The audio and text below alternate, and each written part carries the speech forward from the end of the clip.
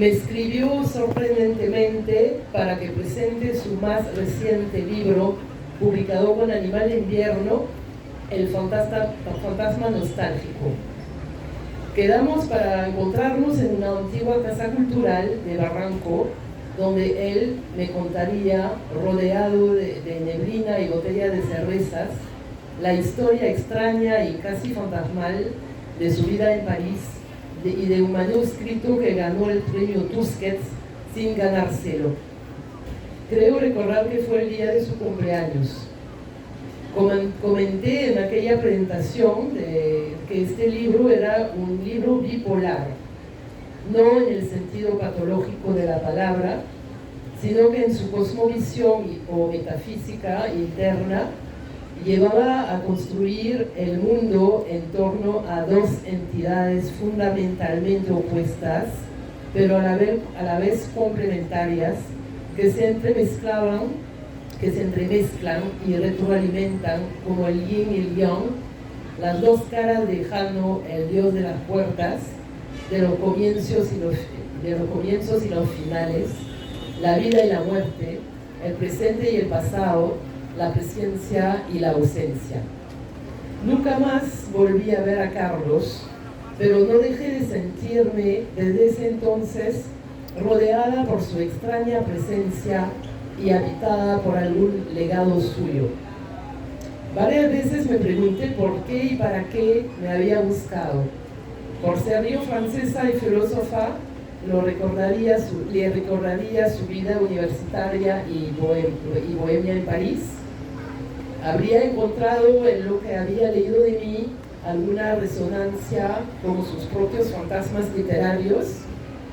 Nunca tendré la respuesta, pero algo raro de correspondencia debe haber entre nosotros, aunque nos hayamos visto solo un par de veces en ese plano de la existencia. Y debo revelar que, curiosamente, su espíritu creador estuvo presente en varios de los artefactos que escribí a lo largo de los siguientes años, sobre todo en la exploración de la bipolaridad de la realidad, tanto metafísica como social, moral y hasta estética. Vida versus muerte, real versus ficción, maestro-esclavo, dominante-dominado, natura-cultura, bien o mal, verdad o mentira, bello versus feo, y hasta se podría decir literatura nacional versus marginal. Luego de años de silencio, reapareció hace poco el fantasma de Carlos a través de su amigo y editor José Donaire, quien me pidió escribir el texto de contratapa de Corazón Emplumado, manuscrito póstumo inédito. Al sumergirme en su lectura, debo confesar que sentí una extraña ola de identificación con el joven y ingenuo Diógenes de la Nouvelle, quien recibe de su viejo profesor, el filósofo Bardales del Río, el encargo de cuidar su casa de playa, sin saber muy bien si lo contrataron para darle la oportunidad de escribir su tesis o para despertar los fantasmas de una casa que lo terminaría encarcelando. ¿Estás listo para ser filósofo? Con esta pregunta empieza Corazón Emplumado, novela de aprendizaje, cuyo título se podría leer como respuesta enmascarada. A veces se aprende más sobre la percepción sensible, vagando por los inframundos de un balneario de invierno, que escribiendo una tesis sobre la percepción sensible en Platón. Quizás esa sea la última lección que intenta darle el profesor Bardales del Río a su joven e ingenuo discípulo Diógenes al entregarle el cuidado de su casa de playa vacía, con propósito único: vivir el silencio. En un viaje iniciático que lo hace oscilar entre borracheras con cuidantes de casa de playa y sermones de una pastora ángel de la misericordia, entre mujer real del mar y mujer fantasma que deja aromas, plumas, zapatos y calzones en los lugares más inapropiados de la casa, entre ricos pobres y pobres pobres, ojos que fisgan y ojos que no ven, perros errantes y perros filósofos, ese Diógenes contemporáneo recrea los pasos de su eco griego hasta aprender que todo es ilusorio bajo el sol.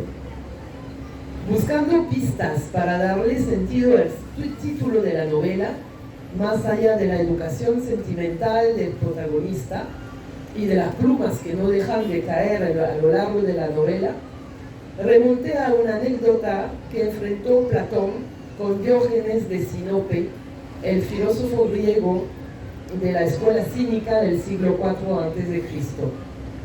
Se cuenta que Platón le dio la definición de Sócrates del hombre como bípedo implume, por lo cual había sido bastante elogiado. Entonces Diógenes desplumó un gallo y ante el asombro de los discípulos y del mismo Platón, lo soltó en la academia diciendo: te he traído un hombre. Y partió entre risas y doblándose sobre sí mismo. No es casualidad entonces que el Diógenes de la Nouvelle tenga que dejar de lado la razón que sobrevaloran los aprendices filósofos a la hora de escribir una tesis sobre Platón, para que su corazón se emplume. Y quizás al final esa sea la mejor imagen del hombre: corazón emplumado versus bípedo implume. Surfeando la obra de Diógenes el cínico, la Nouvelle también es como se debe una crítica del concepto de los modales y las convenciones sociales, afirmando que son mentiras y buscando un modo de vida de absoluta franqueza en todo momento y bajo toda circunstancia.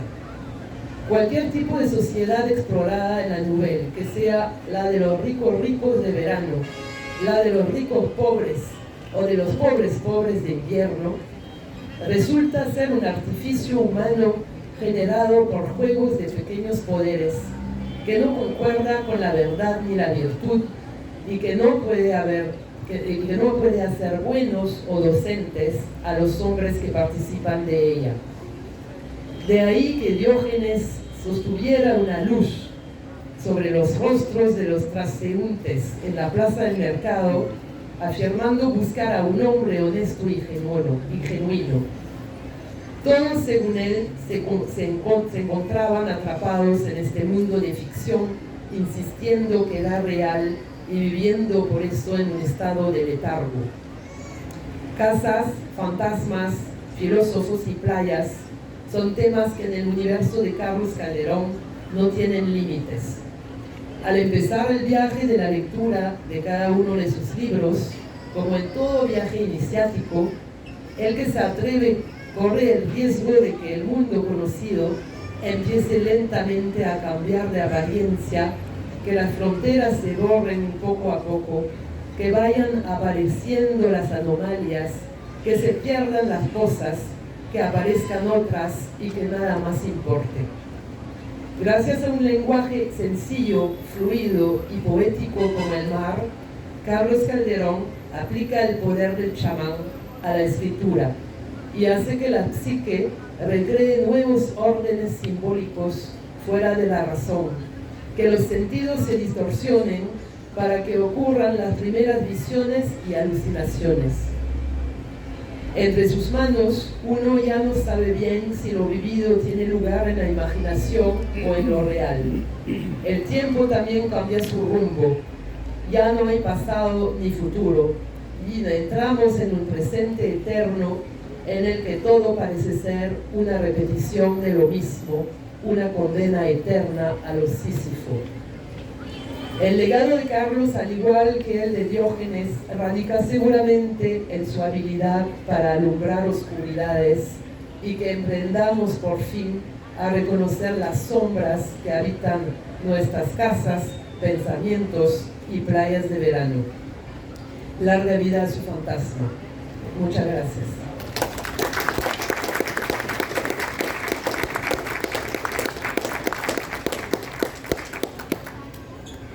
Muchas gracias, Pepe, por la invitación. Gracias, Sofía, por compartir esta mesa, por conocernos. Y bueno, celebrar nuevamente y recordar el trabajo siempre de Carlos Calderón Fajardo, significativamente uno de los mejores escritores que hemos tenido en las últimas décadas, y me alegra siempre que su trabajo pueda ser nuevamente leído, difundido, conversado. Yo creo que él estaría muy feliz de este acontecimiento. Yo voy a destacar algunos aspectos que a mí me han llamado la atención más en un sentido de la estructura narrativa. Y por ejemplo, hay un aspecto que definitivamente es lo que yo siempre considero uno de los grandes logros de Carlos Calderón Fajardo, que es la capacidad de construir personajes en pinceladas breves. ¿No? Hay escritores que de repente les cuesta conseguir y lograr el personaje, tienen que pasar varias páginas para poder identificar, ¿no?, la personalidad, pero Carlos siempre ha tenido esa facilidad de trazar con breves trazos, ¿no? Y aquí aparecen personajes definidos a partir justamente de sugerencias, ¿no? Está, por ejemplo, el personaje de Griselda, otro personaje que destaca entre los cuidantes, que ahora voy a tocar un poco más ese tema, es Chita, también el amigo de este otro personaje que se llama Trigueros, Diógenes, por supuesto, quien ya se ha hecho referencia, y Pardales de Río. Y esto, obviamente, la construcción de los personajes lleva a otro tema que va a ser una constante, lo que se podría llamar una disotopía en el pensamiento y la obra de Carlos Calderón Fajardo, y es la idea de los desdoblamientos. Es decir, siempre de manera ya sea bastante evidente o de una manera bastante sutil, hay una referencia a los dobles. Y en este caso, por ejemplo, es un aspecto que se maneja de forma sutil y que está con la idea de Diógenes, que es este personaje, que es un estudiante de filosofía, que llega a esta playa, porque tiene que cuidar una casa de playa, ese es, digamos, el pic del asunto, y luego se le cambia de nombre, ¿no? Entre los cuidantes comienza a recibir otro apodo, que es el perro, que obviamente, como bien ha resaltado Sofía, tiene resonancias, ¿no?, con este filósofo griego de la antigüedad. Pero lo interesante es cómo las personalidades van cambiando, ¿no? Diógenes, que de repente llega como un estudiante de filosofía, posiblemente muy imbuido, muy introducido en sus estudios filosóficos, comienza a sumergirse dentro de otra realidad, dentro de otro mundo, donde además él intenta que nadie sepa que eres un estudiante de filosofía, que es un hombre culto, entre comillas. Y su identidad dentro de estos otros cuidantes, dentro de este otro grupo social, va a ser el de el perro, ¿no? Un personaje que más bien intenta negar cierta parte de su identidad, y que es otra constante, reitero, en la obra de Carlos Calderón Fajardo. El otro aspecto que me ha llamado mucho la atención y que posiblemente siento que aquí se trabaja de una manera sutil nuevamente, es decir, no hay una descripción del espacio en su sentido más físico, que podamos decirlo, no hay una descripción de las ventanas, los pasillos, por decirlo de esa forma, pero el espacio está presente y el espacio juega un papel primordial también en la caracterización de los personajes. Y claro, el centro no solamente es lo que podemos llamar la casa, sino el elemento de la playa. Y esa parte me parece además muy nutritiva, muy nutricia, en el sentido de que cómo Carlos Calderón Fajardo cambia nuestra percepción de una playa. Es decir, claro, en el imaginario uno va a la playa para descansar, uno va a la playa en el verano, para tomar sol, para distraerse. Pero claro, la vida que tiene Diógenes con sus compañeros, con estos cuidantes de quienes voy a hablar después, es como que la antiplaya, ¿no? O sea, son personajes marginales, son personajes que incluso entre ellos tienen sus propias jerarquías sociales. La cuestión es que la playa deja de ser un espacio paradisiaco, entonces se podría decir que en ese sentido hay un esfuerzo de Carlos por mostrarnos otra visión de este espacio, ¿no? Tan, como les digo, que tiene una visión tan clásica en nuestro imaginario, pero que nos lo presenta desde otra perspectiva. Sobre todo, claro, un juego que hace de manera muy interesante para poder ir construyendo estos personajes es el clima. Es decir, claro, en el verano pues la playa es magnífica, pero constantemente aparece después la referencia de estos cuidantes que están todo el año en la playa y se dice, bueno, hace demasiado frío, ¿cómo podemos, qué hacemos, ¿no? Incluso tienen que buscar diversas formas para estar calientes. Entonces, Hay una ironía, por supuesto, pero también una mirada en la construcción del espacio que es muy interesante. Otro elemento que obviamente a mí también me interesa mucho, me interesó como investigador, pero también como escritor, es entender la categoría o las dimensiones, las resonancias de lo fantástico en la obra, ¿no? Por ejemplo, como ya se ha señalado, Diógenes llega a una playa, tiene que cuidar una casa en la playa, y de repente en la casa comienzan a aparecer una presencia, ¿no? La presencia de una mujer que nunca termina de ser totalmente definida, esa presencia. Hay un juego donde obviamente, digamos, en las primeras páginas uno podría asegurar que es un fantasma, ¿no? Digamos que esa es una primera sensación. Y hay un juego con el misterio, obviamente, la mujer, van quedando presencias, ¿no? de esta mujer, ¿no? Sobre todo los cabellos y luego las plumas. Pero luego también hay una evolución muy interesante, porque Carlos está haciendo como una especie de tránsito entre lo que podríamos llamar un elemento fantástico y después el misterio, pero luego hay una ambigüedad, porque al final termina viendo, si se quiere, que esta mujer en realidad pareciera sugerirse que no es un fantasma, sino que es otro de los personajes que aparece en la novela y que se llama Griselda, ¿no? Al parecer hay una ambigüedad que no queda tan clara en la novela, pero hay una transición, ¿no? Hay un motivo para generarnos una pregunta, un cuestionamiento de si es en realidad o no es un fantasma esta primera presencia que aparece. Y bueno, el otro aspecto que quisiera destacar ya para ir concluyendo es cómo Carlos atiende, se centra en los cuidantes, ¿no? Que son quienes cuidan las casas de playa. Y yo creo que ahí se puede, además, como ya he mencionado, estos elementos de lo fantástico, yo siento que Carlos vuelve a lo que fue el proyecto de sus primeras grandes novelas, ¿no? Una novela sociopolítica o con resonancias sociopolíticas. A mí me dio esa impresión porque hay mucha atención en entender cómo es la vida de estos cuidantes, ¿no? Que, por ejemplo, tienen que ingeniárselas de diferentes formas para poder tener dinero, porque lo que les pagan no les alcanza, ¿no? Para llegar a fin de mes. Entonces se agencian de diversas formas, generan sus propios círculos, incluso a veces llegan a robar, pero hay una visión muy interesante sobre este grupo social, a quien además Carlos llama, ¿no? Les da ese nombre, que son los invisibles, ¿no? Porque cuando uno va a la playa, nuevamente, claro, tener una casa en la playa puede tener una resonancia dentro de nuestra sociedad, de que pues, una persona que puede ser clase media o tiene ciertos privilegios, por decirlo, ¿no? Una primera idea. Pero claro, Carlos, de una manera muy interesante, nos dice, bueno, ¿y qué está detrás, no? ¿Qué pasa con las casas de playa cuando ya la gente se va? A mí me parece magistral ese aspecto de cómo él atiende, sobre todo, la propia jerarquía, los propios códigos que tienen estos cuidantes. Yo destacaría ese elemento y con eso concluyo. Muchísimas gracias por estar aquí.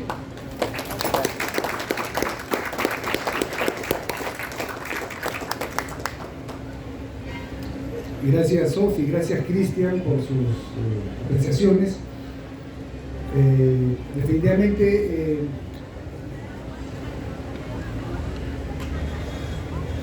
gracias a ustedes, logro entrever algunos detalles que había pasado por alto, ¿no?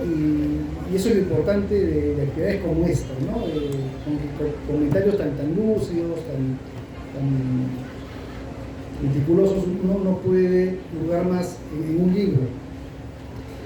Y bien, yo accedí a esta novela en 2009, 2010, 2011, regresaba a ella, la revisaba, conversaba con Carlos, pero Carlos nunca me comentó un detalle que era fundamental, ¿no?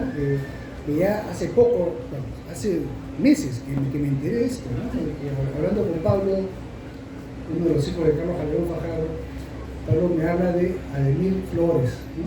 Ademir Flores, que fue realmente un cuidante de la casa de playa de la familia Salazar Calderón, ¿no?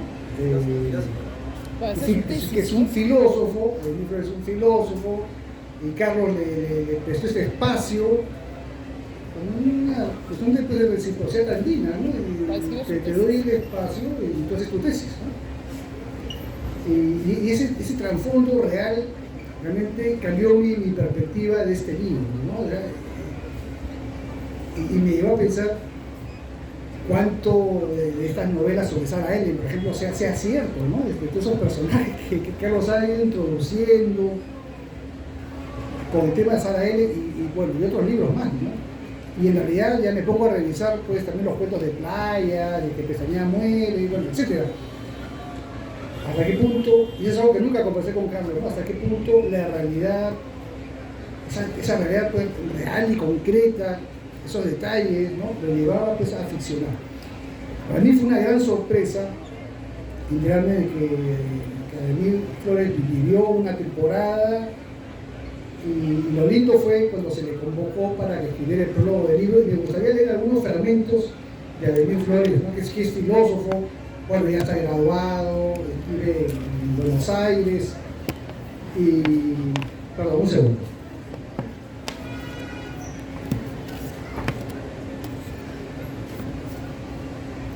Y es una persona pues súper ocupada y se dio el tiempo, digamos, le puse el reto de... le di un corto plazo además para escribir el prólogo, ¿no? Y lo hizo y lo hizo muy bien además. Y su lectura, que es tan distinta a la de Cristian y de Sophie, ¿no? que ellos han resaltado pues, el aspecto fantástico de Carlos Calderón Fajardo, y Ademir se centra en la cuestión realista del libro, la parte sociológica, antropológica, filosófica. Le leo los primeros párrafos. Prólogo de Ademir Flores. Hay escritores cuyas obras son para la posteridad, como si sus palabras, sus silencios y sus gestos fuesen instrumentos sonoros, ríos de la vida alimentados por fuerzas poderosísimas que conmueven y asombran porque abrazan lo sagrado y lo secreto como el mar. Corazón emplumado de Carlos Calderón Fajardo tiene aquí la permanencia y la solidez de las cosas que interpelan de modo profundo. Tan pronto como me encontré con este libro, tuve la inmediata sensación de que había sido escrito precisamente para mí, pues a cambio de poder llevar a cabo mis investigaciones sobre filosofía social en Hegel, tuve el privilegio de asumir en devolución de gratitud la sencilla labor de ser el cuidante, entre comillas cuidante, de su casa de playa de Punta Negra, al sur de Lima, durante un año. Mi pronta comprensión de que la crítica filosófica y moral no avanza sin la investigación de los fenómenos sociales e históricos me llevó a adentrarme como el topo en su laberinto, como dice Nietzsche, en los idiomas de creencias y las prácticas sociales de las personas pescadoras, veraneantes y cuidadoras de casa, cuyas formas de vida no se comprenden sin el mar. Allí, frente al mar, Carlos y yo vivimos en carne y hueso los desgarros de dos polos contradictorios de la existencia humana que se pueden advertir en el libro. Nuestro aprecio por los inmigrantes, las trabajadoras del hogar y los cuidantes de casa, procedentes de los Andes peruanos, y cuyos trabajos precarios, indeseables y mal pagados se les va la vida, y el etnocentrismo violento o el desprecio normalizado que se puede encontrar y las oligarquías limeñas tradicionales con casas de playa que, salvo excepciones, trataban a esas personas descalificadas como indias, como si fuesen irracionales o portasen el estigma o la marca de infrahumanidad. De esa experiencia desgarradora, dividida entre la fascinación por la vida ignorada de los inmigrantes internos procedentes de las altas montañas y el sufrimiento incesante de ver cómo la sociedad del desprecio busca sustraerles dignidad, da cuenta Carlos en este libro de manera magistral.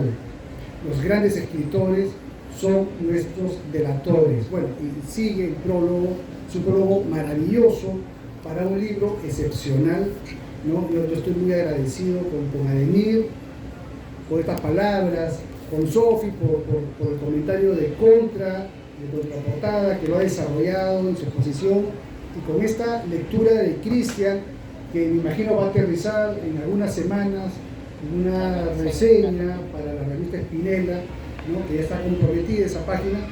Y bueno, me imagino pues, que vendrán más comentarios sobre este libro y sobre la obra de Carlos.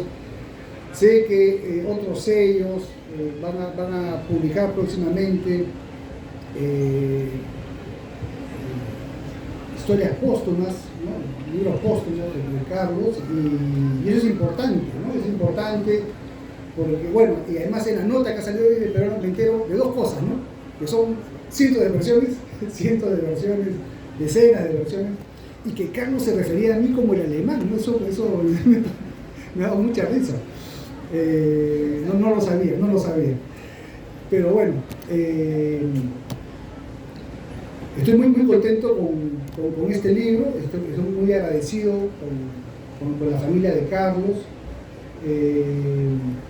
Carlos como que había trazado hizo su mapa, ¿no? De tal libro, para tal editorial, para tal sello, para tal editor, y bueno, mi nombre estaba en esta lista con este libro, y agradezco que se haya cumplido el deseo de Carlos, ¿no? Un libro tiene una ruta, un ciclo, y bueno, me va a encantar promoverlo, difundirlo. Espero participar en otras ferias y llevar este libro, que es como que si Carlos nos susurrara, ¿no? En el oído. Y siempre recuerdo, bueno, y en la nota que aparece hoy en el Peruano, facilité algunas fotos que nos tomamos pues hace algunos años, de acuerdo, en la casa de Carlos, y fue una velada muy bonita, ¿no? También con Osvaldo Reynoso y Nilo Espinosa, ¿no? Que tampoco ya están con nosotros, ¿no? Pero estábamos los más jóvenes, bueno, hace algunos años de eso, ya no somos tan jóvenes, pero bueno, y la pasamos muy bien, y ese entusiasmo de Carlos por mostrarnos su playa, ¿no? Esta playa que revienta, pues, y es atronadora, ¿no? Yo recuerdo que a los pocos días del fallecimiento de Carlos fui a Punta Negra y fue impresionante. El mar estaba, nunca lo había visto tan enrarecido, ¿no? El mar sonaba como truenos en los Andes, ¿no? Algo impresionante. Lamentablemente las fotos solamente dan cuenta de cómo reventaban las olas, que parecían, ¿cómo se llama esto que sale del subsuelo? Estas geysers, ¿no? Parecían geysers, ¿no? Es una locura, nunca había visto algo así. Y el sonido era atronador, pero bueno, tenía solamente una cámara, no tenía un celular de video, así que me perdí el sonido. Pero bueno, espero que el libro sea de su agrado. Les agradezco su presencia, y nos vemos en un rato, ¿no? con otros dos autores de mi sello, con José Uchofen y Pedro Medina, quienes han publicado recientemente Solo para Insomnes y La chica más pop de Miami Beach, que van a hablar sobre las vicisitudes de los hispanos en Estados Unidos y su deseo de publicar, ¿no? En Nueva York, en Miami y otras ciudades. Agradezco una vez más a la Cámara para el libro por acogernos, y disfruten de esta feria, ¿no? ¿Estamos en el tiempo? Muchas gracias. Hasta pronto. Muchas gracias.